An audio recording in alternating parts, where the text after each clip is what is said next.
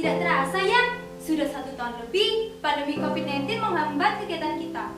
Bahkan yang seharusnya dilakukan pembelajaran sekolah secara langsung pun terhalangi oleh pandemi ini.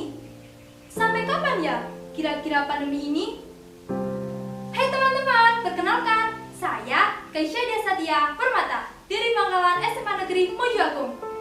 Nah, di sini saya akan menjelaskan kegiatan pramuka di era pandemi. Kira-kira di era pandemi seperti ini, bisa nggak ya kegiatan pramuka berjalan dengan lancar dan efektif? Sedangkan kita saja tidak bisa bertemu secara langsung. Sobat milenial, ingin tahu nggak solusinya? Simak video berikut ini. Pada masa normal baru, gerakan pramuka perlu melakukan adaptasi agar kegiatan pramuka tetap terlaksana. Maka dari itu, perlu adanya solusi inovatif dari kita sebagai generasi muda. Meskipun pembelajaran tatap muka masih tidak diperbolehkan, tetapi kita masih bisa belajar melalui podcast, talkshow, dan media sosial lainnya. Podcast adalah hasil rekam audio yang dapat didengar oleh khalayak melalui media internet. Nah, melalui podcast, kita bisa menambah wawasan kepramukaan walaupun di rumah saja.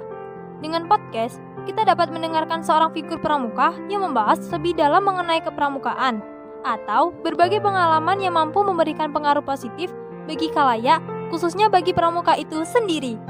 Intinya, melalui podcast, pengajar atau pembina pramuka bisa memberikan materi kepramukaan, sedangkan pembelajar atau anggota pramuka bisa mendengarkan materi yang disampaikan dengan sangat mudah. Selain podcast, kita juga bisa belajar melalui talk show. Talk show adalah suatu acara yang membahas atau mendiskusikan suatu topik dengan dipandu oleh pemandu gelar wicara. Melalui aplikasi seperti Zoom Meeting atau Google Meet, kita bisa mengadakan talk show seputar pramuka secara online.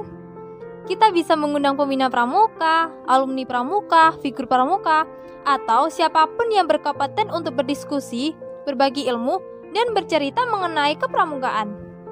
Dengan talk show secara online inilah para peserta atau anggota pramuka dapat belajar kepramukaan walaupun di rumah saja. Nah, kita juga bisa belajar pramuka melalui media sosial loh. Pasti banyak nih pengguna media sosial, terutama sobat milenial.